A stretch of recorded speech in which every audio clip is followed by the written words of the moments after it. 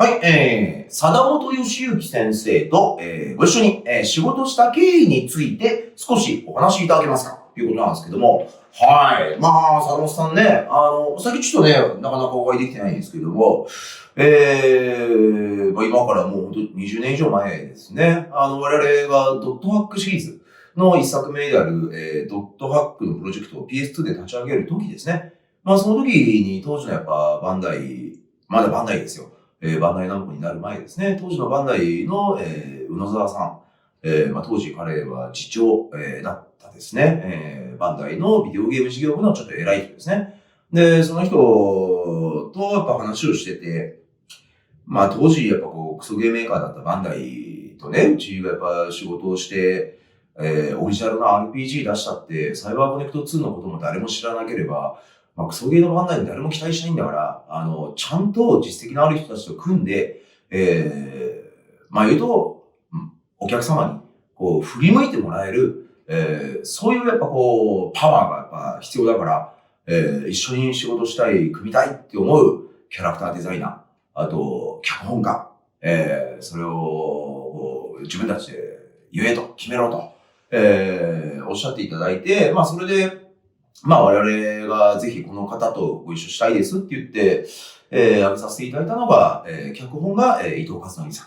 そして、キャラクターデザインが、貞本義行さん、でしたね。で、貞本さんに関しては、まあその後、まあ彼はガイナックスに所属するアニメスタジオですね。ガイナックスに所属するアニメーター、でしたし、ガイナックス以外の仕事はやられてなかったはずなんですね。時をかける少女も、作られる前でしたから。なんで、最初に、坂本さんのとこ行って、まあ、ガイナックスでね、我々、福岡から来ました、こういうゲーム考えてるんですって言って、まあ、バンダイの担当と一緒に行って、いろいろお話しましたけども、まあ、やっぱ、最初は手よく断られましたね。まあ、そもそもゲームに興味がないですって、ゲーム好きじゃないですっていうところからでしたけど、まあ、結果的にまあ、半年ぐらい、足運んで通って、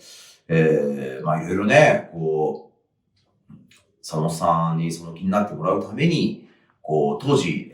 まあ、もちろん流行ってた、アニメのね、エヴァンゲリオン、に登場する綾波レイの、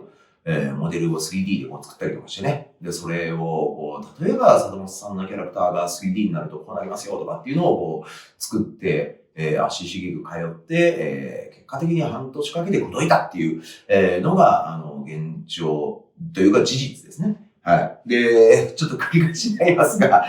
それもですね、こちらの、私が書きました、熱狂する現場の作り方。この本の中にですね、佐藤さんとの出会いとか、どういったこうやりとりで、そうやってキャラクターデザインやってもらったかっていうのをね、赤裸々に、書かれておりますので、よかったら、これ日本語の本なんですけども、読んでいただければなと、思います。私の目から見たゲーム業界20年、もちろんドットアップの話も、佐野さんの話も、中に、書かれております。英語で、読みたいなと思われる方は、電子書籍の方で、デジタルデイドリームスという、